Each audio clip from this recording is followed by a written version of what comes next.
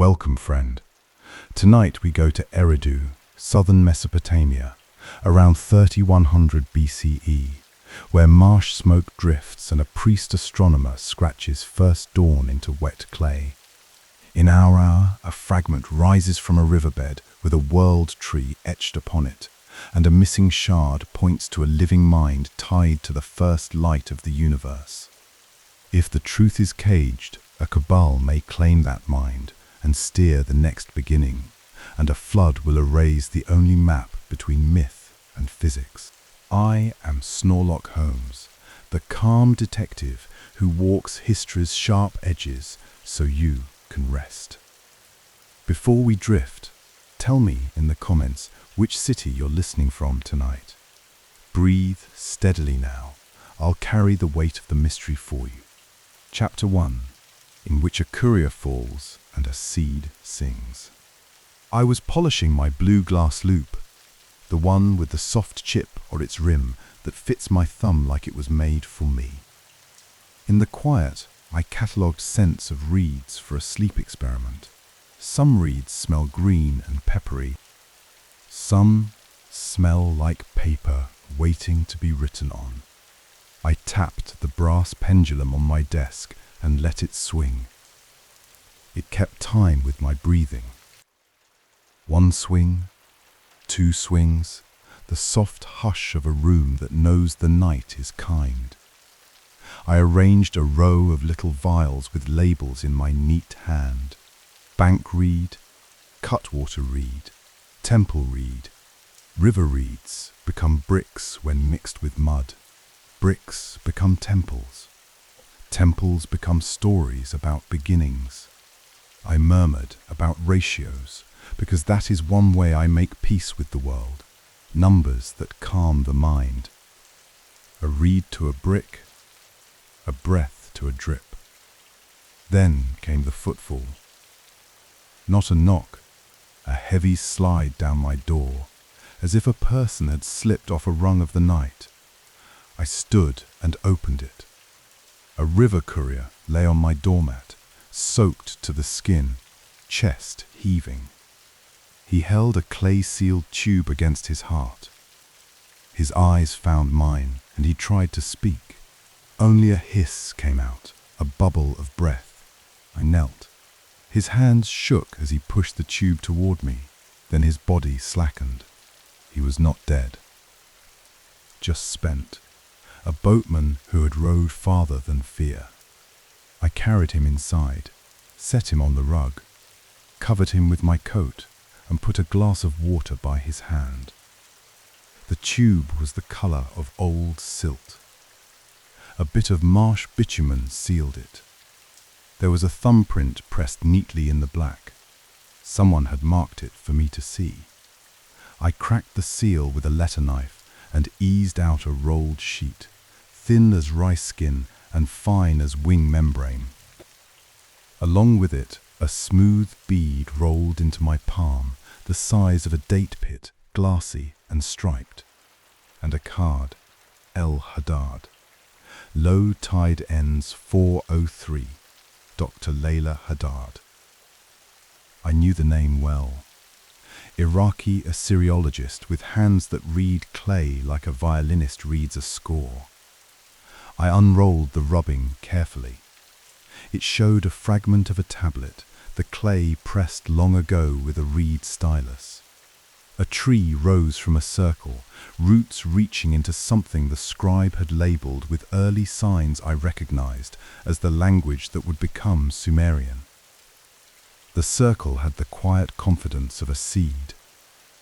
Above, the trunk climbed in tidy rows, wedge marks stepping like a ladder, but the spacing was wrong for words. It looked like music on a clay staff. I turned the bead in my fingers. It felt heavier than glass and cooler. The surface was striped like rain cut by wind.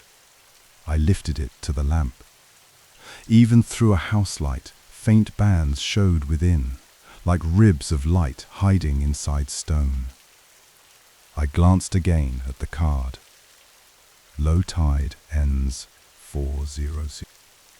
The night had its own deadline. and I respect such clocks. In southern Mesopotamia, marshes breathe with the river's pulse. When the water draws back, silted foundations wink into view. When it returns, secrets become mud again. I thought of Eridu, often called the earliest city, the seat of Enki, the god of sweet water and craft. A low mound rising from wet country, a place where a temple might have stood when the first bricks met human hands. If a fragment from there had surfaced now, it would not stay exposed long. There was a smear on the inside of the tube. I touched it with the back of a fingernail. The tang of bitumen, the same smell as the seal. I held the tube under my loupe. A neat ridge ran along it, a delivery not thrown together but deliberate. The thumbprint on the seal had a narrow scar sliced across it, a marker, a message, "See this." I lifted the phone to call the number on Layla's card, but it rang first. The screen showed a satellite number, masked with dust and wind. My pendulum swung on. I answered. Chapter 2, in which the tree hums 122 throw. Snorelock. A woman's voice, breathless, carried through the kind of static you get when desert air bites metal. "It's Layla. Tell me the courier reached you." "He's here," I said, steady, breathing. "Tube delivered. I have your rubbing and the bead. And your note about the tide. Good, good." She took a breath. "We found the fragment at the marsh temple near Eridu, the old Enki mound. My tent's been ransacked. My mentor's notebook is gone. Halim Daria isn't answering. And there's a barge on the far bank with no lights and no license. They're not here to fish." "The Kalpa Circle," I said. "Dr. Seraphine Vale." I pictured a slate suit under a charcoal raincoat, a Möbius strip brooch glinting when a flashlight swept past. The circle likes patterns. They like to own the future by owning those who hear it first. Layla lowered her voice. "I think so. I saw a silhouette, and the way it moved against the fog was just precise." "Snorelock," I pulled the fragment by hand with Halim. "We're not letting them box it. I sent you the rubbing because it says something no. It sings something. And I didn't want it to sing only for them." "Tell me what you saw," I said. "Then rest while I read." "Not much time," she said, words quickening. "On the tablet, a tree, roots in a circle marked point before points, like a singularity written as a seed.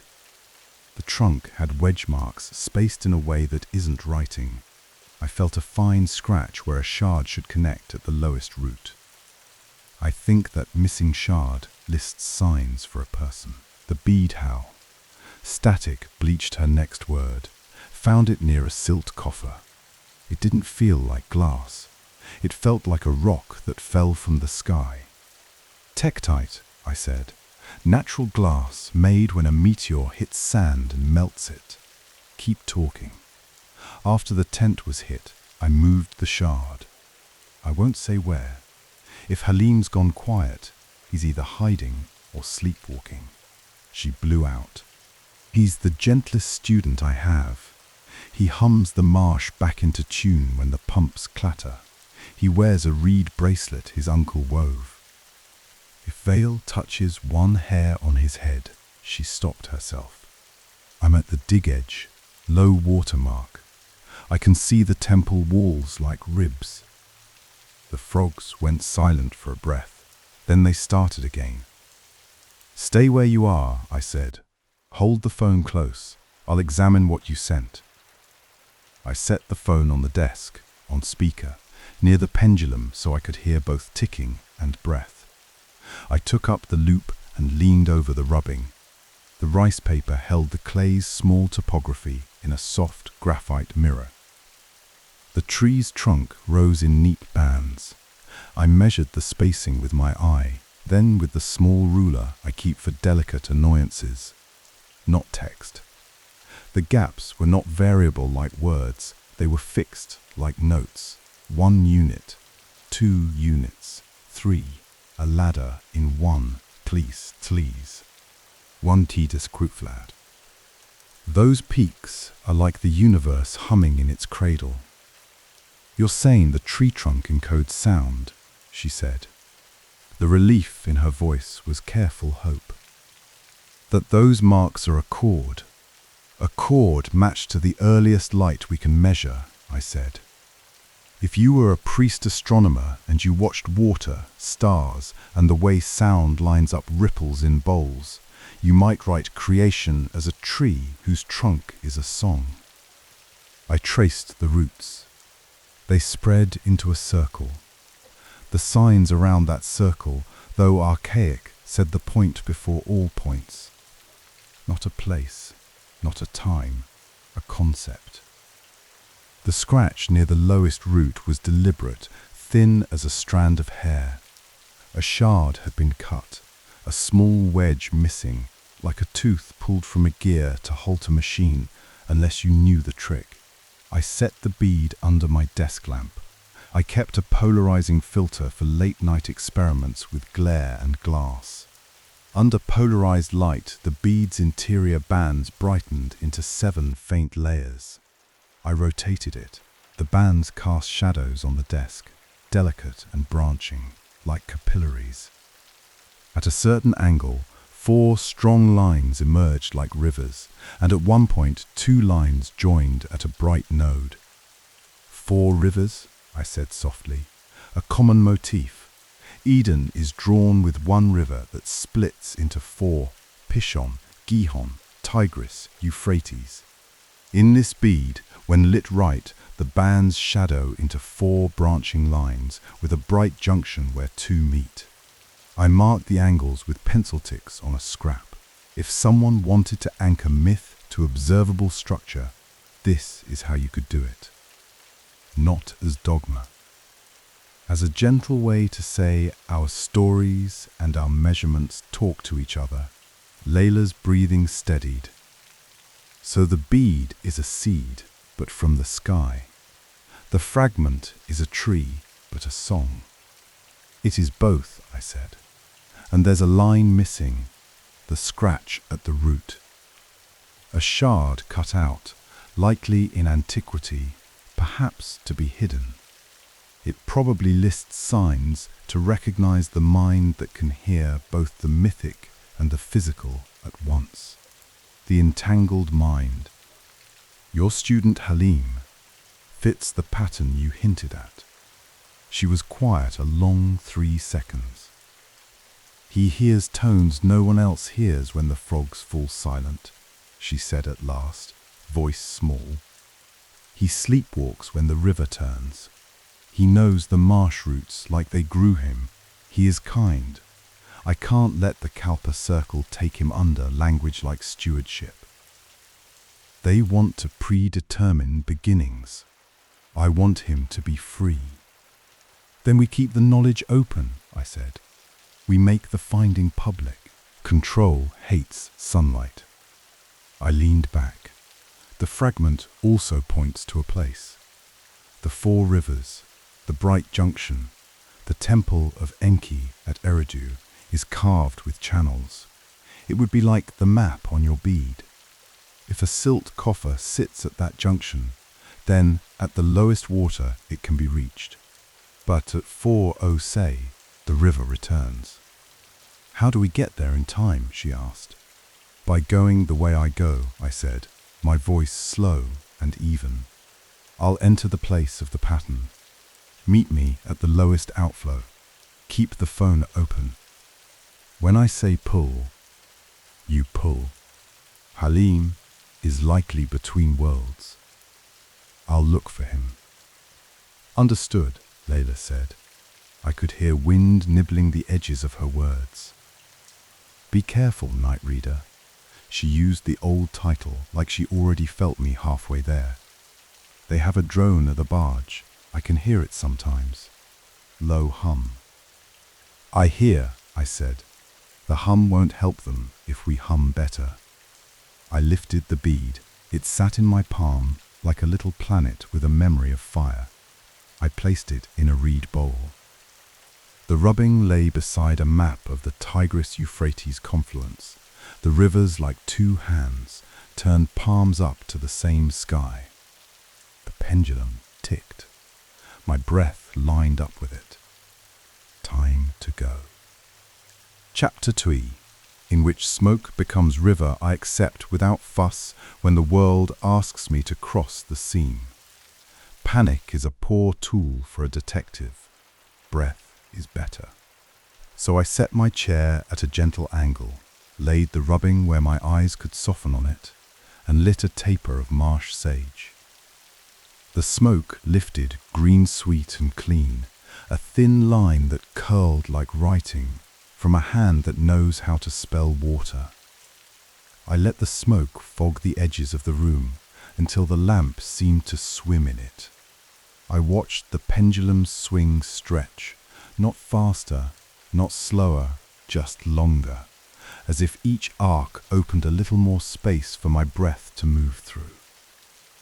I placed my loop down, and in the shift of the air it cooled into a polished shell. The edges felt damp with imagined dew. The reed bowl with the bead became a small woven coracle under my hand. I did not fight the change. I steadied it with my palm. My chair softened.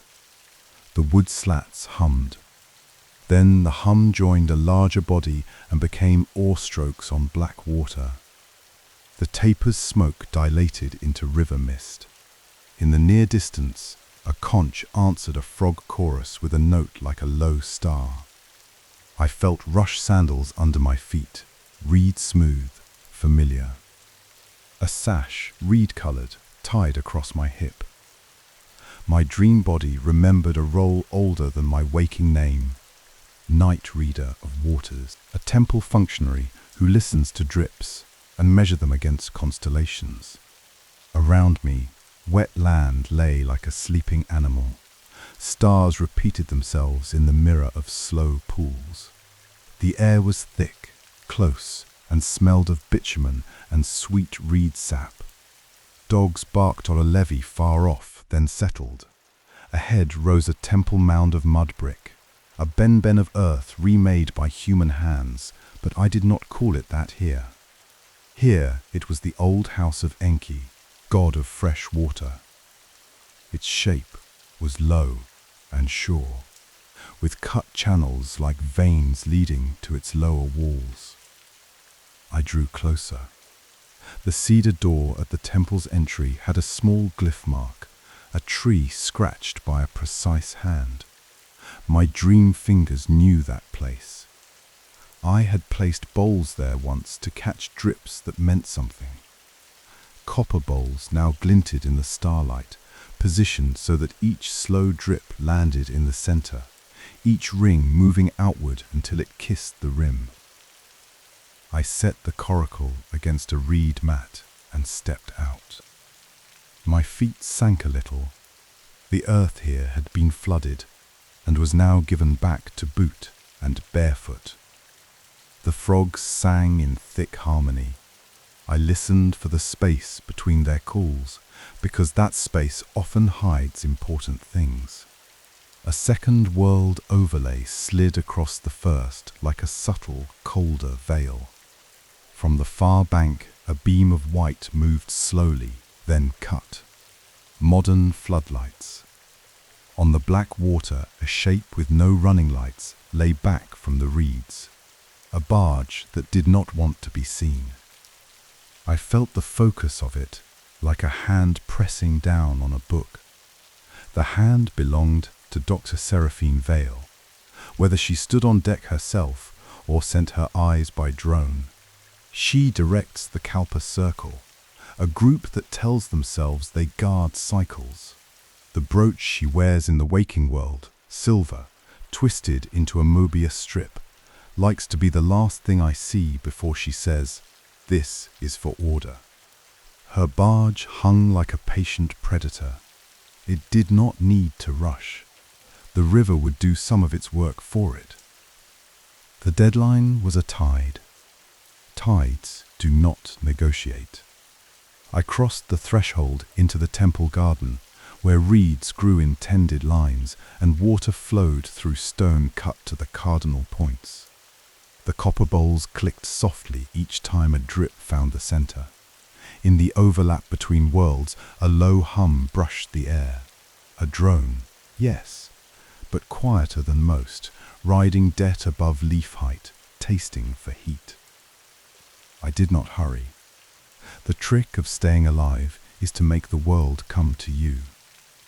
I let my breath slow until the pendulum in my chest matched the bowls. In the dim, something made of cedar and sand and ancient care held its nerve, because I held mine. The temple door ahead bore the small tree glyph, and beyond it a hall with walls that remembered hands pressing clay against reed mats to make patterns. I paused at the threshold. A conch sounded again, far out in the marsh. Close by, a frog fell silent, then another, leaving a line of hush like a path laid in sound. I was fully here now, sandals wet, two worlds aligned on the same low mound. Eridu, the house of Enki, the reeds of southern Mesopotamia under a night that tastes of copper and oil.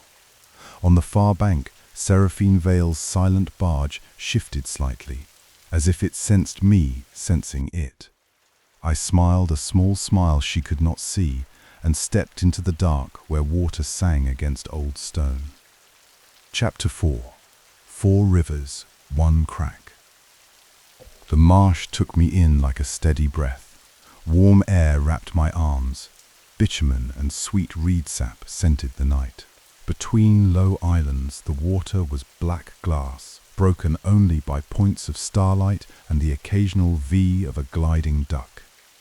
Dogs barked far off, in thin lines along the levees where families slept.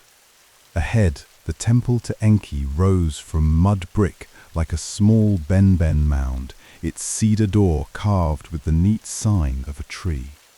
I stood on the reed boat as if I had always stood there. The dream recognized me. I was the night reader of waters.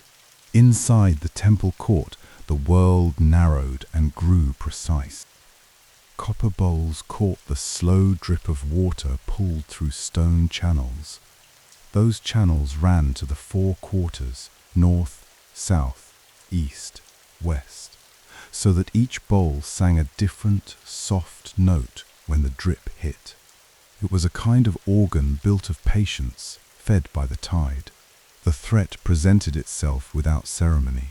In the ancient lair, a woman in a high crown, dream face of Dr. Seraphine Vale, stepped through a colonnade with the measured glide of a cat, Nin Aresh. Her eyes found every shadow, and her hand lifted once. Silent scribes fanned outward, both respectful and afraid. Their tablets were ready. They were here to find a text that named the root of the tree in the point before points. No one said it, but the urgency rode the air like nearby thunder. In the waking layer, across the river, Seraphine's barge dimmed its deck lamps until they went out altogether. A line of red instrument lights glowed like sleepy embers. Then a small shape rose from the barge, too steady for a gull and too smooth for a bat. The hum came first, a calm, low B note, a drone. It angled toward the temple mound, hugging the waterline to make its echo uncertain. I stepped into the inner room at the base of the mound. My rush sandals whispered on cool brick. A relief ran along the wall, a tree, stylized but clean, with a circle at its base from which 4 rivers sprang. The carver had cut each river with a slightly different depth, so that in slant light the four seemed to flow. I held the polished shell to my eye. The edge of the circle had a hairline crack so fine it might have been a scratch from a careless reed pen, except that a faint smear of plant resin filled it and gleamed. Fresh, not ancient. Someone had pried at something here, recently enough that the resin had not yet powdered. Beneath the largest bowl, I found something that did not belong. 3 reed whistles, once whole, now crushed, but still scored to lengths I trusted at a glance. I straightened the pieces and measured with my finger joints. 1, 2, 3. They were tuned to ratios 1, 2, 3 same, simple harmonics my loop had seen in the wedge spacing on Layla's rubbing back in the waking world. The whistles tasted of clay dust and a bitter oil when I breathed near them, the trace left by hands that had gripped them with stress. On the lip of the water bowl sat a single dark hair. It had caught in a minute scrape along the rim. I lifted it with my shell and saw, along the curve, a micro ring of ink on the ceramic. The ink had a slight blue-green sheen. I had seen that exact sheen on Layla's reed tattoo in the waking light. A field tattoo uses durable pigment. When the wrist brush paper, the ink prints faintly. The rubbing she sent me carried that faint ring near the tree. The same ring was here, now, on a bowl. Layla had been in this room in some layer of the world, near enough to leave a trace. The drone's hum entered the temple like a mosquito that couldn't be swatted. In the dream, Ninaresh looked to the ceiling at the sound she could not name and raised 2 fingers. Her scribes split. 1 group to the garden of reeds, 1 to the storage rooms where offerings and tools were kept. I had to move. The line between waking and dream was thin as a frog skin here, and veil would prod it. I knelt and pressed my palm to the channel stone. The water was cool and shallow, and the current was so slow I could feel its grain. The bowl's drip was not random. It was paced by the tide. I counted the interval between drips. It matched my pendulum breath from the chair. Time folds when it has a job. Outside, a breeze stirred the reeds and gave the night a small voice. The drone slipped past the temple edge and hovered, low over the water, watching without a face. I let it watch. A detective's first rule: let the threat declare itself, and answer by listening, not lunging. I set the 3 broken reeds in a neat row at the edge of the bowl, turned the polished shell over, and found a faint scuff on its back, a triangle like a fish spine, shallow and deliberate, newer than the scrapes inside the shell. They matched a crack pattern on the relief circle at the tree's base. This fish spine would come back. Clues often leave their small fingerprints in sets. The root signer, I said the words aloud in a low voice, tasting how they fit the room. In Sumerian, the script for root nests into the sign for place. The point before points is not a tine, it's a boundary, a threshold. Someone cut a line from a tablet that tells how to find a person who can hear like this temple hears, both water and light. If Vale caught that person, she would insist that control was protection. But I had seen the inside of control. It is a small room where curiosity goes to lie down and is told not to get up. I turned to the door and saw a shadow pause, long, slender, patient. A scribe's silhouette passed, then continued on. My chance to slip to the reed garden. Halim's presence would be there. He was the source of the hum at the edge of my hearing, No instrument, no machine, just a perfect fundamental note that knows where to live. I followed it through the garden gate, chapter 5, in which a gardener hums 3 notes.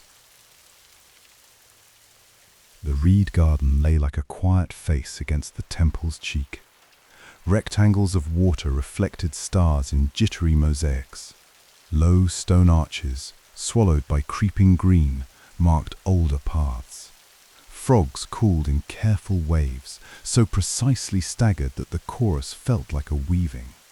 The hum I followed lay under those calls like bedrock, a human throat making a simple tone with no strain, holding steady while breath turns over inside. He sat on the garden's low border wall with his feet in the water, and his posture told me everything before he spoke. Narrow shoulders, arms folded inward, hands rubbing his sleeves as if to soothe the reeds, not himself. One eye shone amber, the other brown. Heterochromia, the signature Halim carried in both the waking world and its translation. In the dream he was Utulugal, a scribe gardener, a tender of living things that also kept the temple's memory. He was humming 3 notes in pattern. Low, a little higher, higher still. 1, 2, 2, 3. I let the garden hear me approach. He looked up without surprise and made room on the wall. "Night reader," he whispered, as if he knew me from the marrow outward. "I hear the bell with no wind again." "The bell is only water shaping itself," I said gently, "and a certain way of listening that you have. Utulugal, tell me what's been asked of you." He breathed, steadying.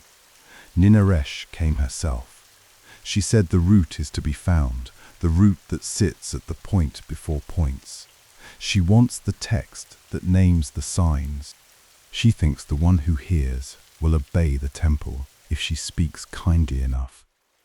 His mouth offered a tired half-smile. Her kindness has edges. She asked for a fragment. He nodded. A friend hid it. Ninlaya, the gardener, she of quick hands and quicker feet. The name carried warmth. The dream did not hide that Ninlaya and Layla were the same soul in different clothes. She hid it in the lowest water run, in a silt coffer where the mud bears marks old as star stories. I do not know if she took it later. He stared at the water. When the frogs go quiet, I stand and walk, and I do not remember the steps. Then I am here, by this arch. I am not afraid of sleep. I am afraid of what others want to do with it. "Your arms," I said softly. "May I?" He turned his forearms upward. I could see reed scars, thin crosshatches where cutting and weaving had worn grooves. Practical marks, not self-harm. Calluses ran along his thumbs from tying loop after loop. An honest pattern of work. The body doesn't lie, if you look as if you believed it would tell the truth. He reached into his sash and produced a small clay plug, the size of a walnut. It was impressed with a world tree stamp, neat and centered. Along one side ran a notch, a straight cut that interrupted the roundness, like a bite from a fruit. He laid it on my palm with care. "A key," he said, and his voice folded on itself into quiet. "It fits into a brick that looks like a fish spine near the low outflow." Ninlaya made me promise to hold it, to give it only to someone who doesn't say the word control with a smile. I raised it to my nose. The clay smelled of river silt and something else, a thin tang of crude oil. Everyone who has walked along a modern spill knows that smell. It wasn't a dream odor. It was the waking layer bleeding through. Someone had used this plug in the world where phones ring and drones hum. But someone had set it down, wet, and Halim had lifted it in a place like this, where everything overlaps if you listen right. "Good," I said. "You've done well." He glanced toward the temple. Light moved there, a sweep and pause. Scribes. Pressure rising. He kept humming, and I understood it for what it was. Not a nervous habit, but a compass. He was holding the bass note so he would not leave himself. "I fear being marked," he said at last, "as root bearer. They would paint a sign on my door. They would tell me I am an instrument for the city. I have lab notes," he added suddenly, the waking layer crossing his words. "I wrote down the dreams. The frogs stop. The bell with no wind comes. The water makes teeth. The phone rings and I don't answer. I thought I was only strange." He smiled again, brief. "The marsh made me. I don't want anyone else to own the making." "We won't let them," I said. I did not need to raise my voice. The vow felt heavy enough at a whisper. There is a line the shard speaks. It will say the root is not a lever, but a listening. We will bring that line to the light. He turned the clay plug in his fingers. Nin Laya said, "The coffer opens only when the 3 notes are exact, and the tide gives its least breath." "Then we will tune the breath," I said, "and the notes, and the space between them." He reached behind him and brought out a small leather wallet. From it, he slid a folded scrap of fiber paper. On it, a quick charcoal sketch, angles too careful for an untrained hand. It was the fish spine brick face, with a notch drawn where a plug would fit. Layla's hand, if I had to call it. He had carried her sketch like a charm. The drone's hum dipped low and moved along the garden's edge. I looked up. Its small green eye glowed and went dark, then glowed again, as if blinking. I angled my body so my shoulder took the reflection of the garden pool, not my face, and let the drone have a view of a calm man and a quiet scribe, talking about nothing urgent. "Sometimes the best disguise for a plan is the truth," said softly. "Walk with me," I told Halim. "We'll go underneath, where the water sings louder and the walls tell star stories." He paused. "Star stories? You'll see. They've been listening to you longer than I have." He rose. The hum of his note followed him as naturally as his shadow. We slipped through a cut in the reeds and into the culvert mouth, where brick cooled the air and our footfalls sounded like raindrops. Chapter Sieve, in which water maps the sky. We entered the culvert under the temple where a person could not stand fully upright. The air felt denser here, but not oppressive, just full, as if the place had been slowly drinking sounds for centuries and was not yet finished. Brick met brick in clean lines. Water slid along a narrow bed, shallow enough to leave our sandals wet but not soaked. The walls were etched, but not with the usual hymns and lists of offerings. They held precise lines and dots, stars, and the paths between them. We eased left into an alcove. If you only glanced, you would see stains and scratches. But if you took a longer breath and let your eye settle, the stains resolved into a map. 4 channels from the temple's heart mirrored 4 tracks above. Orion's belt cut across one runnel. The curve of the Great Bear bent toward another. Between them, a circle had been incised, its edge roughened as if from many fingers. Someone long ago had used touch as well as sight to remember how the circles fit. The reed garden above had its reflection here in a sky garden cut into earth. Halim stood very still. He had stopped humming without noticing, and in that quiet I could finally hear the soft, periodic noise the culvert made, an almost ringing sound as drops hit the copper bowls up above and sent small pulses through the channels. It was the same shape as the tone Halim had been holding. He had been harmonizing with the culvert, the way a singer leans into a choir and finds their spot. Lantern light flared at the far end of the culvert mouth. Ninaresh's scribes were searching the arches above us, and one had dipped a lamp low. In the waking layer, the drone's noselight traced the same line. It was time to change our silhouette. "Down," I said softly. I guided Halim under a low lintel and behind a stone lip that had once been a repair. We crouched with our backs to the cold brick. Light lapped over the water and then drew away. I held the clay plug in my hand and brought the polished shell to my eye. I angled the shell to catch a reflection, not of the stars, but of a pale streak in the culvert light. A seam in the brickwork shaped like a fish spine. There, the same geometry as the scuff on my shell and the scratch in the wall relief upstairs. I slid my finger along that seam. It was small, but it ran true. The notch in the clay plug would fit here when time and sound met. "Halim," I said, "the coffer doesn't open because someone pulls a lever. It opens because someone listens just right and the water says yes.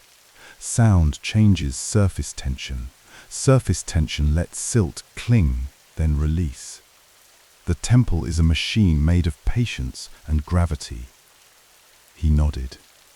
Even under pressure, his eyes were awake to delight. "Then the shard is not only writing, exactly, it's also a tuning instruction." The first fragment, back in the waking world, gave us the ratios 1, 2, 3 tillis, cut into the trunk as wedge spacing. Your whistles up there were tuned to those. This place was built so that when you play those notes in the right room at the right moment of the tide, the water makes standing waves, a still pattern over moving water. The silt that covered the coffer lid breaks along a seam, a loop appears. You pull, a secret is no longer a secret. He smiled. Ninlaya said something like that, but with fewer words. Layla has her poetry. I have my blunt tools. I leaned out and watched lamplight swing again, then drift away. There's another layer. Look, I pointed at the etched sky map. These channels below are laid out like paths above. The 4 flow lines match the pattern of the 4 rivers in Eden and the Sumerian idea of the world's quarters. In the waking layer, Seraphine's team projects laser lines when they survey a site at night. She has a weak green north laser to align their instruments. If we catch that beam, or its echo, and line it with the brightest band of the tektite seed, the shadows will throw 4 branches that land on these channels exactly. Stone, water, sky, light, all aligned. The people who cut this cared about harmony. They used what they had: bowls, bricks, stars. He touched the wall where Orion bent, and the missing shard, Layla took it. I kept my voice sure. She staged the theft to draw Seraphine's circle away from the real coffer. She put the fragment in a silt slot where only someone who listens would find it. If she hadn't, Seraphine would already be calling you an asset. The circle prefers to label people like tools. Water slid past my ankle. The sound sharpened a hair. The tide was still falling. We had time, but not a wealth of it. Above us, the drone's hum lifted and drifted toward the temple's far side. The scribes' lanterns moved off with it. The culvert held its cool, and a slow relief breathed out of the brick. Halim let the hum return to his throat, testing shapes against the culvert's ear. He tried low, then found the note it wanted. The room answered with a soft, stable quiver. A smile, brief and genuine, ghosted across his face and faded. "It likes this one," he said. "The temple likes harmony," I answered. "People do too, though we forget. Now we need to cut 3 whistles with accuracy. The ones up there were broken. The lengths matter down to the width of a thumbnail. We'll use your chord and the drip interval and your voice at the root." He nodded again. There was no panic in him now that he had a task. When you give a person the right work, fear has trouble keeping its grip. We slid out of the alcove and moved along the channel curve to a small chamber where the ceiling rose enough for us to stand. A drip fell from a stone spur with such regularity it might as well have been counting for us. We had a place to think. Above ground, the barge's deck lights came back for a breath and then winked out. Vale was repositioning. She had felt the lay of the land and was adjusting the angle of her gaze. In the dream, Nin Eresh leaned against a pillar and closed her eyes to listen for a different sound than the one she expected. That would be our window, right at the moment when those who want to control change the position of their feet. "Halim," I said, "I need you to keep that bass note burning like an ember. We're going to teach the room its own music." He settled his feet and deepened his breath. His hub came back, warm and not at all mechanical. The chamber poured it back in a softer echo. It was like boiling water and then turning it down to simmer so the whole pot keeps moving without splashing over the rim. Chapter 10. Listening to First Light. I cleared a space on a flat stone ledge. On it I set the 3 broken reeds we had salvaged, laying them straight so their lengths were honest. Next I placed the clay plug world tree stamp up, notched to the south, and the rubbing from the waking world that my mind carried here.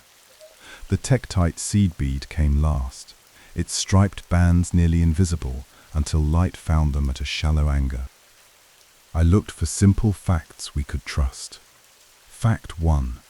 The reed lengths Halim had found above were tuned to 1-2. 4 years. That is the cleanest relationship in sound. Double the length, you get an octave. Triple relates to a perfect fifth, and then further to a simple interval that feels like home. In physics, the earliest light in the universe, cosmic microwave background, holds 3 strong peaks in its power spectrum, harmonics of how matter moved when it was young and hot. Different domain, same math. When myths give a world tree a trunk cut with evenly spaced marks, and those marks line up with those harmonics, I pay attention. Fact 2. The culvert's drip interval is not arbitrary. It's fitted to the tide. I counted 1001, drip, 1002, silent, 1003, drip. The pulse was constant. That gives us a metronome. Fact 3. The tektite's 7 bands hide in their glass until the right light slides along them. I cupped my hand so the drone's faint green so much as whispered along the ceiling and reflected down the culvert. Even in a dream, modern light finds a way in.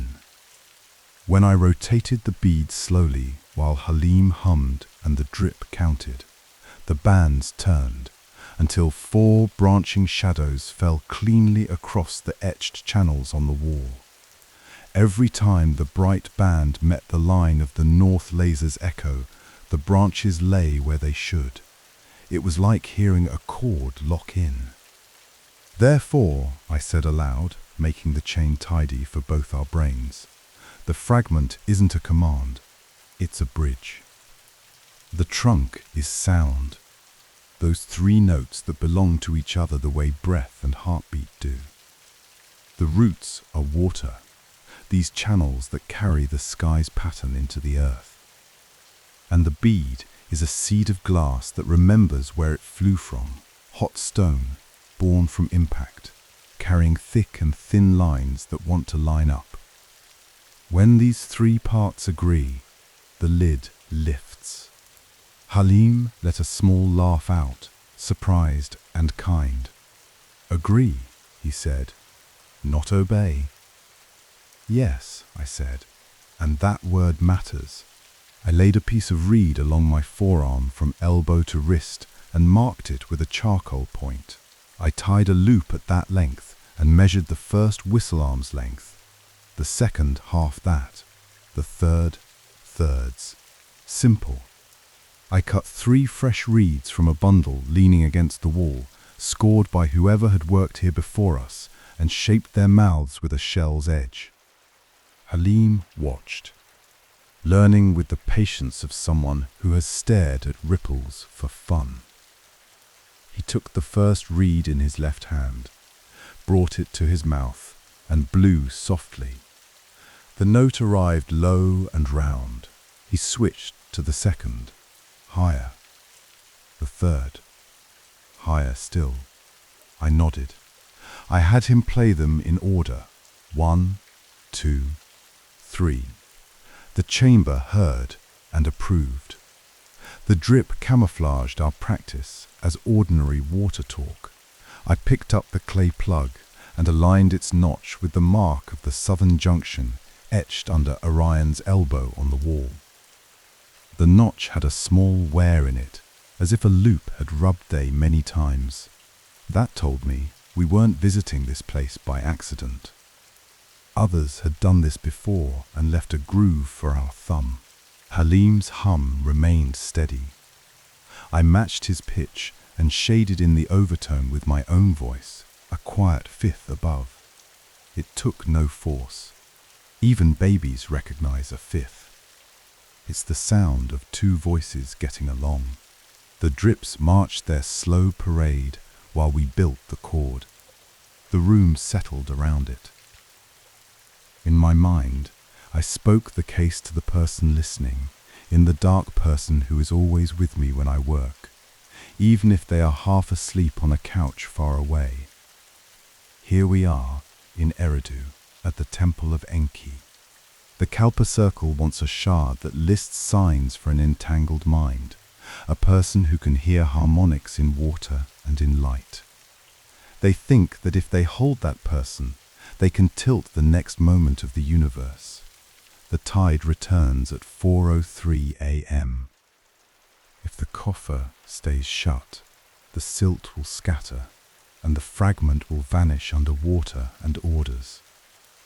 We found 3 things: fresh resin at a crack where someone pried, 3 reed whistles set for 1.2.3, and a clay plug with a world tree stamp and a notch. Halim holds the bass note. Layla protected the shard by moving it. The temple itself is the map and the instrument. I breathed once, deep and calm. We will let the shard speak so everyone can hear. Control breaks under daylight, harmony doesn't. Halim had closed his eyes. His hum was so steady now that I could have set a watch by it. I slid the tektite bead onto the polished shell so it sat stably as a little planet in a shallow horizon. The bead's bright band fell toward the line of the north light's echo along the wall. When it touched, the 4 shadows sprang sharp and perfectly scaled to the 4 water channels cut into the stone floor. He opened his eyes on their own. I felt that, he whispered. Good. You're the indicator we trust. Numbers help. Body helps more. We let the cord sit for a count of 8 drips. then let it go. The chamber held its last echo in a mouthful of air and then gave it back to us as silence. Silence is a tool too. I felt for the shape of the plan we needed. It was clear now, not dramatic. Nothing about it required speed for its own sake. It only required care. Above us I could sense, as one senses a change in weather, Vale adjusting the drone's path and her own stance. In the dream, Ninaresh had stopped walking and was leaning against a column, very still, calculating. I respected the skill even as I refused its aim. If she had used those skills to protect wonder instead of capture it, we might have been allies. But some people cannot imagine safety without bars. I set the tektite down and straightened. "We've heard enough," I said. "Now we play it back to the world." Chapter 8. Plan at the edge of tide. We had 45 minutes before the tide turned its breath inward. The clock was long enough to invite care and short enough to sharpen my speech. I took a reed cord from Halim's pocket and measured its length against my arm. I tied 3 knots at the whistle lengths to keep them honest in the dark. Then I looked at him, really looked, so he would feel seen, not used. "Here is what we will do," I said. "Simple steps, no rushing." He nodded, his palms resting on the stone, fingers loose. 1. We will tune the 3 new whistles to the chamber. Not only the mathematical length, but the way these reeds want to speak tonight. The weather matters. Your breath matters. We will tune until the drip and the note line up. When that happens, you will feel the floor's fine hairs stand. That is the right moment. 2. While you hold the bass, I will play the 2nd and 3rd notes in clean pulses. Not a song. A call and rest, call and rest. Between pulses, we count the drips. The surface of the water in the channels will ripple in a way that keeps its shape. That shape will glide toward the fish spine seam. 3. Layla will be at the outflow in the waking layer. We will guide her in. She will insert the clay plug notchdown into the brick that looks like a fish spine. When the frogs go silent for 3 breaths, and they will, she will pull the loop that appears. The lid will rise. 4. As Layla opens the coffer, she will be live on an open feed. She can use her phone as a lighthouse. She will broadcast to colleagues who do not answer to the Kalpa circle. Once the shard's text is spoken aloud in the world, it cannot be quietly claimed or erased. Halim absorbed each step. His face relaxed even further, the telltale of someone who has the right sized task. I took out my device, one the dream lets me carry, because the waking world ignores such permissions in sleep. The connection came alive. A thin hiss, the kind of sound road you learn to trust from many bad phone lines. "Layla," I said softly. Her voice came back, breathless but fierce. "Here." Wind tugged at her words. "I'm at the low run." The silent barge sits like a night heron. They moved their light north. I have no call back from Halim. I think he's in a safe place only you can find. "He's with me," I said. "He is safe. Listen. We have 3 steps for you. Simple." I laid them out, gentle and exact. Find the brick, with a hairline crack shaped like a fish spine. It is 3 hand lengths to the right of the lowest outflow. Insert the clay plug notch down when the frogs go silent for 3 breaths. Then pull the braided loop that will rise like a wet eel. Bring your phone's camera close and speak the text in your field voice, slow and clear, to an open feed. Invite anyone who wants to help to mirror the stream. I will send a charcoal sketch of the brick face to your display now.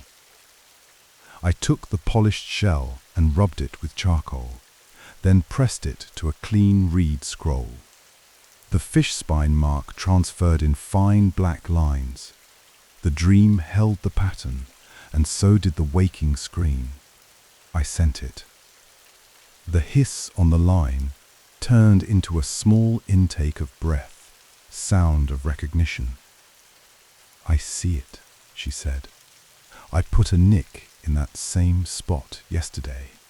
I knew I would not sleep tonight. A rust, a whisper. Snorelock. They have a drone. It hums like a trapped bee. I can't see it yet. I can, I said. Ignore it. If you feed the world your light, the drone becomes a guest at a public meeting instead of a fist in a pocket. She laughed once, quietly. Copy. The laugh fell away. He is okay? He is okay, I said, and I meant it. He hears like the culvert hears. Keep your feet in the mud and your mind clear. We are the slow ones. We win by being careful. I sent a line to an open channel among colleagues whose first impulse is to share, not to hoard. I wrote, Live discovery at Erida Low Run. Open data mirror requested. Then a link. Old friends pinged back with simple replies. Received. Mirroring. We must let skill be our security. Secrecy is a bad lock. Halim and I tuned the whistles by the drip. He would blow gently. I would listen for the way the note kissed the room. Too bright, adjust. Too dull, trim the reed's mouth with an angled scrape of shell. The drip kept time. The river outside frowned, a slow rearrangement of current, the manner of a giant turning over without waking. We tested the pattern in halves, not all at once, because sleep teaches a person to ladder up, not leap. I played the second note twice, counted 5 drips, then played the third. Halim's bass did not waver. He was the ground. The chamber rewarded us with a faint combing sound as the surface of the channels drew into steady lines, like fine hair being brushed. Those lines moved toward the seam in the stone. In the waking world, Layla moved along the bank by touch and the small pool of her phone's light, covered with a bit of red cloth to keep it gentle.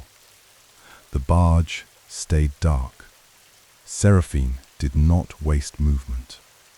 I could almost feel the cool weight of her Mobius brooch turning under her raincoat. In the dream, Nin Eresh's robes made a soft hiss as she shifted. She did not pray. She listened. 3 breaths when the frogs go silent. I reminded Layla. They're so loud now, she whispered, like a market.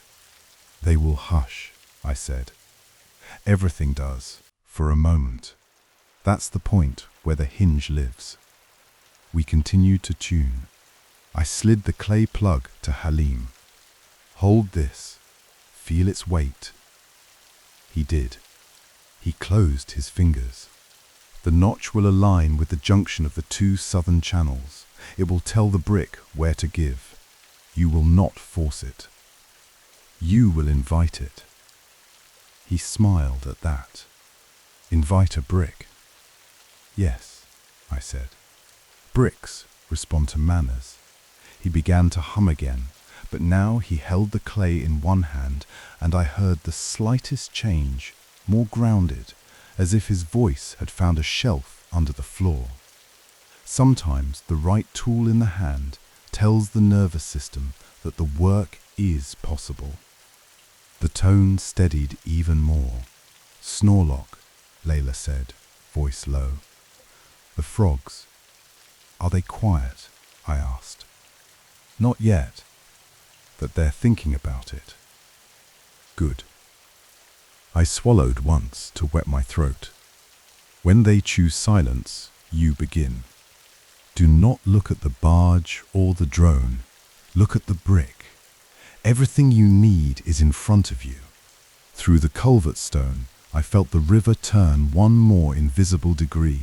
The time drew near enough to touch. In the dream, a breath of air crept down from the temple court, carrying the faintest smell of cedar. In the waking world, a low whisper of wind touched the reeds. Halim, I said, hold the bass. When I lift my hand, shift your hum a hair's breadth warmer, not a full step, a shading only. It will walk the surface waves over the seam. He nodded. He understood the exactness. He had lived in the marsh. He knew the difference between splashing and swimming. We were ready. The plan was simple by design and anchored in our senses. We had no need to run. The river would come to us. The chamber was a patient listener. The people above, even the ones who had made themselves into sharp tools, would pause when sound asked them to. In the distance, the frogs thinned. The drone's hum rose by a note, compensating for wind, and then fell back. The world leaned towards silence the way a person leans towards sleep but does not yet fall. My hand rose slowly, and the room drew in a breath it had been waiting thousands of nights to exhale. Chapter 9, in which water sings and the shard breathes. I stood at the lip of the temple garden, where the 4 channels met in a dark cross. The air was thick with low tide, the smell of wet clay and bitumen steady as a hand on a shoulder. The stars shivered on the water's black skin. I could feel the minute pull of the river's breath turning inward, one last exhale before it would draw a long drink and flood back at 4:03. Across the marsh, floodlights wrote pale bars in the mist, then narrowed, then went out. Dr. Seraphine Vale stepped to the prow of her barge. Even at this distance I recognized the level chin, the slate coat, the silver Mobius brooch catching the scattered light. Her voice carried like a line thrown across water. "Dr. Haddad," she called, calm, almost kind. "Mr. Daria, you are in danger. Let my team secure the site and your safety." The dream answered in the older shape. Ninaresh, the high priestess, lifted a hand in the shadowed portico, and the temple fell quiet. No birds, no frogs, no ripple that did not count itself. Panic is a poor tool for a detective. I took a breath. I pressed one reed whistle to my lips and hummed a single soft note into my mouth before I played. It is a trick singers use hum first to find the center. Halim, at my side in his dream-scribed form, Utulugal, stood with his head tilted as if listening into the earth. One amber eye, one brown eye, both steady. "On my cue," I said. "You hum the fundamental, I'll play the first overtone. Let the channels answer." His throat moved. He nodded. My phone in the waking layer vibrated once. Layla whispered in my ear, her voice small under moving water and wind. "Lav, we're Lav. Thousands already. I can see the comments." I can see her barge. Her breath clipped short, then steady. "I'm at the lowest run. I found the brick. The crack is like your fish spine." "Good," I said. "We keep the plan. 3 notes, 3 breaths when the frogs go silent. Then you slide the plug notch down. When you feel the resistance soften, pull the reed loop. No force. Let the water do it. Nin Eresh's hand hovered like a lunar disk paused above horizon. Vale's cool voice drifted again, this time shaped into a promise. No more games. Hand over the shard and Halim Daria. The Kalpa circle will ensure he is not used as a pawn by louder, less careful crowds. She never said control when she could say ensure. The frogs hushed. The night pulled inward. I raised the first reed whistle. The length was exact arch span I had measured by the slow drip under the chamber, tuned to the lowest of the 3 harmonics encoded in the tablet's trunk. I set the mouthhole to my lip and exhaled. The note slid out like a bar of warm brass, not loud, steady. It laid itself over the channels and waited. I felt the water answer with almost invisible standing waves. Halim closed his eyes and hummed. His sound was simple, honest, the pitch a perfect foundation. It was the voice of a person who has always been told to be quiet, now allowed to sing one true tone. I lifted the second reed and added the overtone. It perched on the first like a beam set on posts. A faint vibration stirred the silt. The hairline seam of a buried lid drew a pencil line in the water's skin, then faded. "Hold," I said softly. "Don't rise with me. Stay on your note." He stayed. In the waking layer, the camera on Layla's phone quivered as she shifted her weight in knee-deep dark.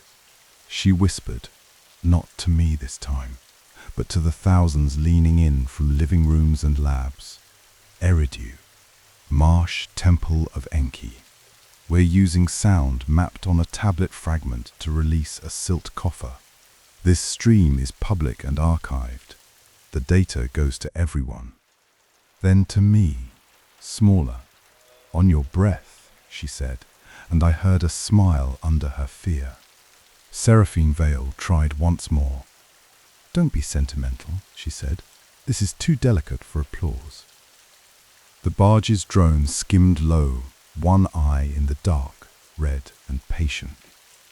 In the dream, Nin Eresh's mouth moved in a vow I could not hear, but I felt it as a pressure change in my ear. Third breath, I closed my eyes. For a moment it was the simple count, inhale, exhale, the hollow whistle warm under my fingers.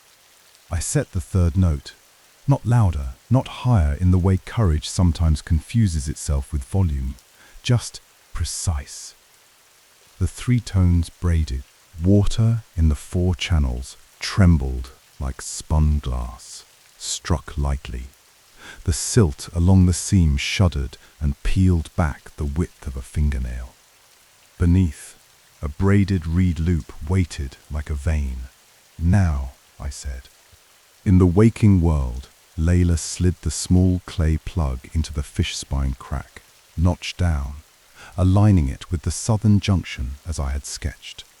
The notch found the channel like a key finds a ward. Resistance softened. She caught the reed loop with 2 fingers and pulled, not hard, steady. The coffer lid rose with the slow, confident breath of something designed to be opened this way, and no other. A cool draft slipped up and over her hands and across the phone's microphone. In the dream, the scent reached me even as sound, a dry, old air hum, like clay jars in shadow. The frogs held their breath. Even the barge's drone faltered and corrected. Layla's camera showed the inside. It was not gold or jewels. It was better. A shard of tablet, dark with age, edges sawed by an old clean cut, etched with the continuation of the harmonic wedges down the trunk, and below, neat columns of archaic signs. She inhaled, and the world held with her. "Reading," she said, and began, her field-sure voice soft, translating on the fly. "One eye the sun, one the river," she read. "Walks when the frogs dream, hears the bell without wind." Halim's mouth trembled, his amber eye and his brown eye gleamed, the edges of his scribe sleeves shook. Layla continued, "Marks the reed upon the wrist is ally, not owner." She laughed once under her breath, no mockery, yet relief, and flexed the wrist where the reed tattoo circled like a small bracelet of river. The last line was not a sign name, but a sentence, carved deeper. Layla's voice steadied. "The root is not a lever, but a listening. The first light bends to welcome, not to rule." Those words traveled along the stream into houses and labs and midnight offices. They reached the barge. They reached Seraphine Vale, who stood as if considering a new instrument placed into her hands. In the dream, Ninaresh's sternness loosened. The syllables landed like stones into a river and made rings that widened without hurry. Power loves levers, but a lever cannot grip a welcome. Vale understood. She lowered her hand, not in defeat, but in the way a chess player touches king, to acknowledge that the rules of the game are not what she believed. She could not claim custodianship under the shard's ethic without lying in front of a witness she herself had multiplied by coming. The drone rose, blinked twice, and slid back to the barge. I let the third note go. Halim held the fundamental like a candle's core light that does not flicker in a breeze. After a measured breath, I let the second note slip away, then the first. The channels settled. The frogs found their courage again and began, here and there, to test the damp air with a single call. Their chorus returned in ripples, gentle, private, and then shared. Layla breathed. "We have it," she said to the audience, and to me, and to herself. She lifted the shard with both hands, fingers under edges, careful of pressure points a tablet researcher learns by habit. Her camera held the signs long enough for archivists wired with insomnia to make 1,000 screenshots. In the dream, Ninaresh inclined her head and the scribes lowered their reeds. Vale spoke once more, not to threaten, not to soothe, but to rewrite her posture into the next possible choice. "Then you believe an ethic carved on clay can restrain ambition?" I answered without raising my voice. "No, I believe 1,000 patient eyes can. And I believe Halim is not a lever." I turned to Halim. "You are a listener. That is different. No one owns your hearing." He blinked. "I thought my singing cracked the world," he said, stumbling over the confession that he'd carried alone. "I was afraid, and I still am, but I don't feel owned." I nodded. "Fear is honest. We keep the fear and still make room for the song." The first ruffle of the returning tide touched the far reeds.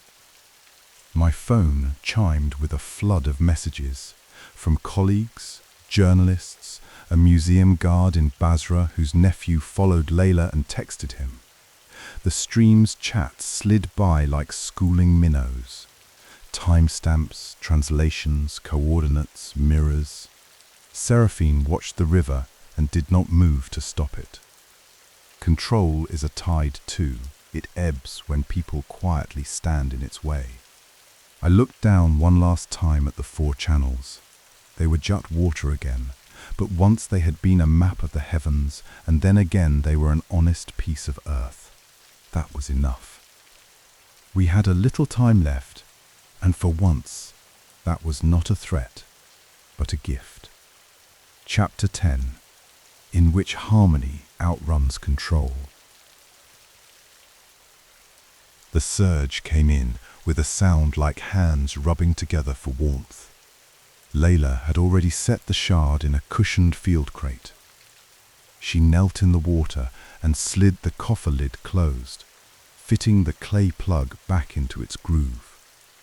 Nothing ripped, nothing broke. The river finished the work.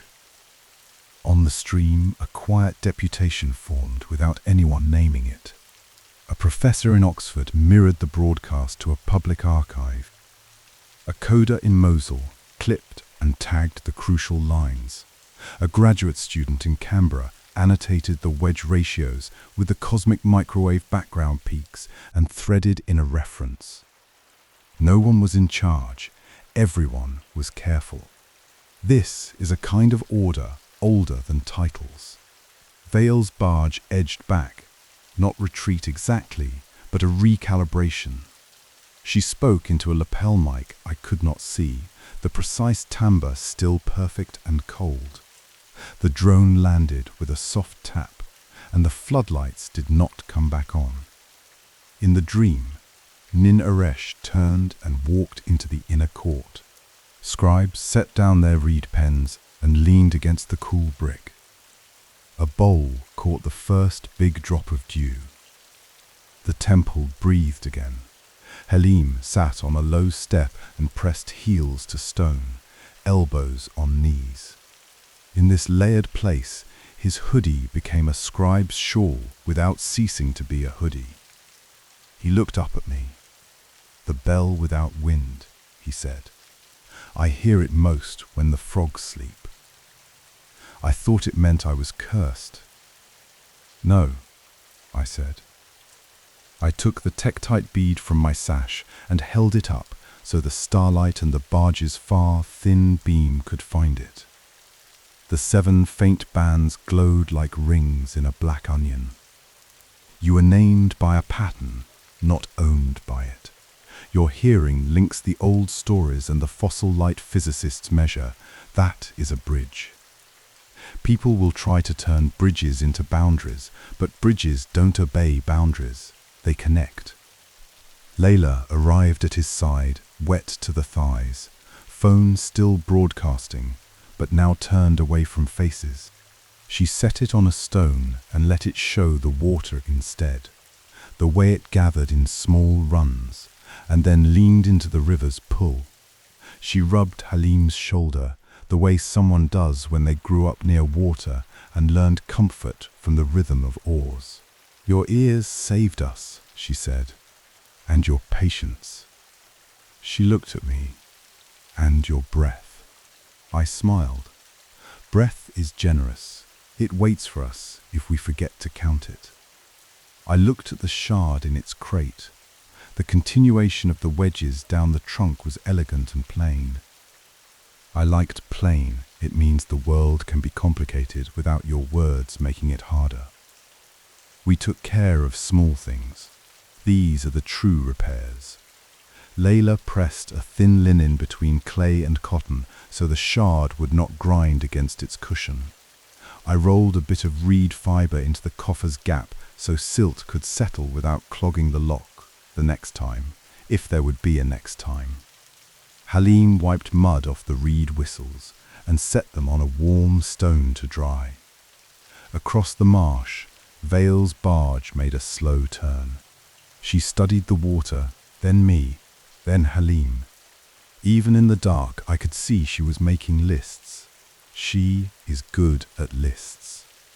"We will speak again," she said, not to threaten, not to promise, but because she had measured the distance between what she wanted and what the river would allow.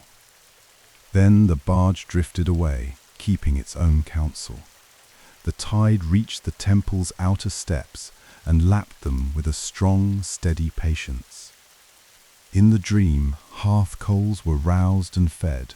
A clay lamp woke, and then another. The reeds around the garden leaned and straightened, the way a person releases tension they did not know they were holding. I felt the world tilt toward morning. Not dawn yet. Night still had weight, but we were on the slope where worries turn into stories you can hold. and sat down. I placed the tektite bead back into my sash. It was warm now from my hand. Halim glanced at it and then at me. "What happens when I sleep? Will they come back?" "Dreams always come back," I said. "But now you know the signs name listening, not leverage. If someone tries a leash, you will hear it in the tone. And you are not alone. Layla is with you. So am I. And so are 1,000 small, bright windows lit across the world." He nodded. He stood straighter. He looked less like a person who apologizes for taking space. Layla saved the stream and sent the archive links to colleagues who did not sleep much by habit. Men and women whose lives are notebooks, tea mugs gone cold, and notes whispered into screens at odd hours. The chat settled into quiet. Thanks. A few emojis of reads, unlikely and perfect. The sound of the first owl came in from the left. The frogs, satisfied that the crisis belonged to older creatures, let their chorus smooth itself out again. The Temple Mound's highest line held steady against the sky. My shoulders softened. The case had closed without doors slamming. That is my favorite kind of close. In the waking world, a message blinked from a museum registrar. Temporary housing secure, transparent oversight, uploaded provenance. The language was dry and exact. This is also a kind of kindness. I sat on a stone bench, worn by people who sat and mended nets and mended thoughts. If you look closely, the difference is small. I let my hands rest, palm up. The night held me as if I belonged to it. For a moment, there was nothing clever to do. That is a narrow door through which deep rest walks. The oar strokes that had brought me here smoothed into the simplest motion.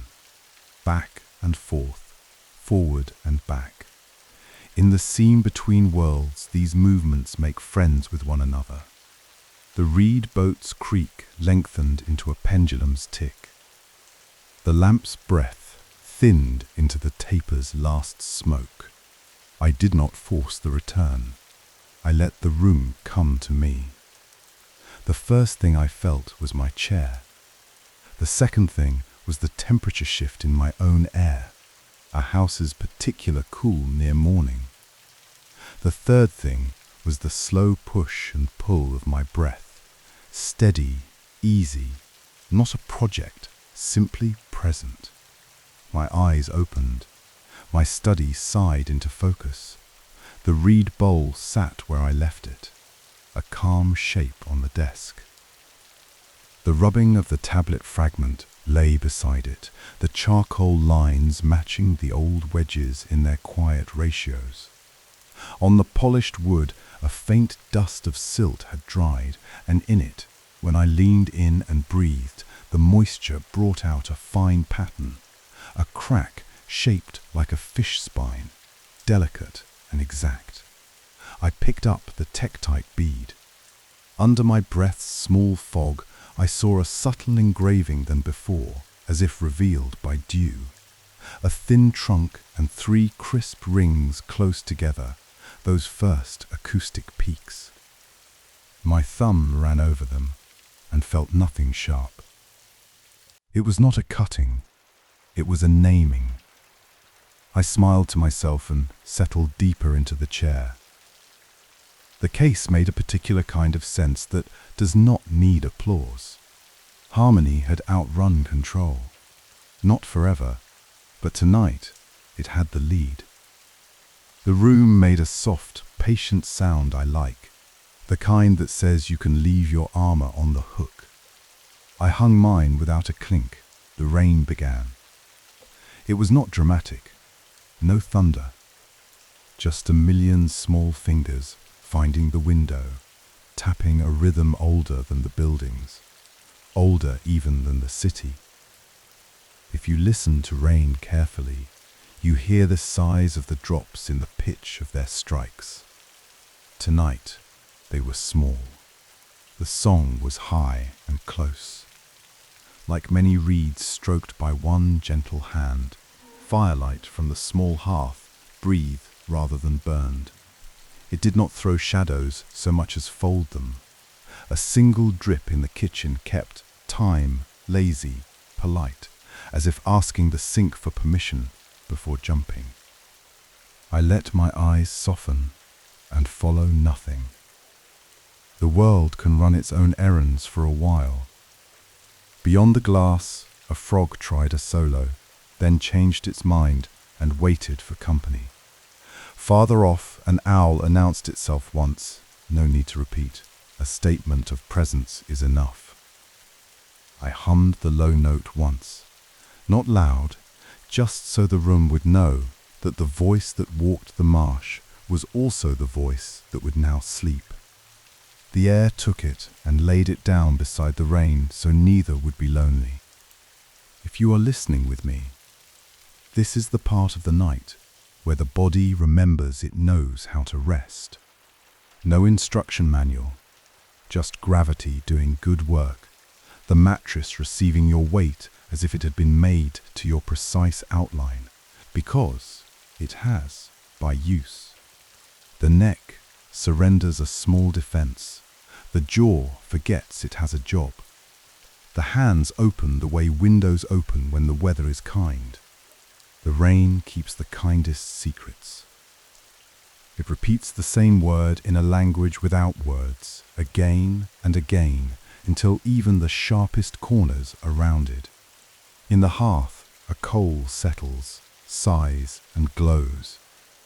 It is a small sun in a world that does not need a large one right now. Its light is enough to tell you that the room has shape, but not enough to make your eyes work. Your eyes can take the rest of the night off. The drip in the kitchen keeps a tempo you can borrow if you want. Inhale for 1, pause, exhale for 2, or do nothing at all. Breath does not require permission. My chair's fabric is warm against my back. The blanket at my knees is heavier near the hem where the weave is thicker. That weight tells my body it is safe to drop further. Bodies like to be told what the edge of the bed is. This is why people sleep better with a blanket than without, even when it's warm. Somewhere a car finds a puddle and moves through it slowly. The splash is not a burst. It is a long, even brush, like a page turned carefully in a damp book. The mind will try, even now, to reach back and test the puzzle, to tug one more time on the thread. But the puzzle is solved. The thread holds by itself. You can set down the spool. If it rolls away, it will roll toward the wall and stop without incident. Nothing sharp lies under the bed. A breeze may find the gap in your window frame. It will not make you cold. It is only the night checking in.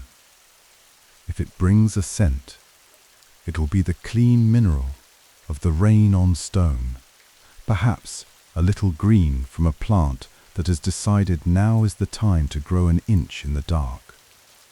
The floorboards do what floorboards do when houses settle. They acknowledge gravity in small syllables. None of them require attention. If a dream needs to enter, it will knock softly.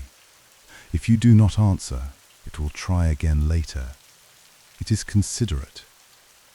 I imagine the 4 channels of the temple now as 4 lengths of ribbon laid on a table in a quiet room. They are not water you will be asked to cross. They are deuce colors, flat and calm. If one of them moves, it is only because you shifted your foot under the blanket. If thoughts come, they can pass like boats on a wide river long after the harbor lights have been dimmed. They make no wake. They do not bump the pier. They slide, and the dark closes again behind them, smooth as a silk shirt falling onto a chair. Your breath is the low note, the house is the overtone, the rain is the third. Together they are a chord you do not have to play. It plays you gently, the way a lap plays the head of a sleeping child. At the marsh, the frogs have made their choice. They have chosen choir over solo. The owl has chosen quiet over speech. The reeds have chosen to move without sound. These are all good choices. You are allowed to choose sleep now without another word in your head raising its hand. If there is a worry that insists on standing, give it a seat near the door. Leave it a glass of water and a note that says, "We will speak in the morning." Worries like to be scheduled. They relax when they see a time slot. They peek in the dark because they fear they will be forgotten. Promise to remember them later, and they will agree to leave you. The light in the hearth tips one way and then another, as a coal adjusts its posture, like a cat deciding on a better curl. Once settled, it will hum its little warmth until it has nothing left to give. That is not sad. It is what warmth is for. The roof answers the rain with exactly the right reply. Not too loud, not too soft. If you can hear it at all through your drifting, it will sound like the quietest applause for a performance that needed no clapping. I will stay here. I will listen to the night. I will guard the door. Your work now is only to breathe and fall, slowly, into the part of the world that cradles instead of argues. The river will keep its own schedule. The tablet will keep its own truth. The shard will rest on its cushion, and you will rest on yours. Good night, dear friend. Sleep comes like a tide, and it loves you enough to come back again and again.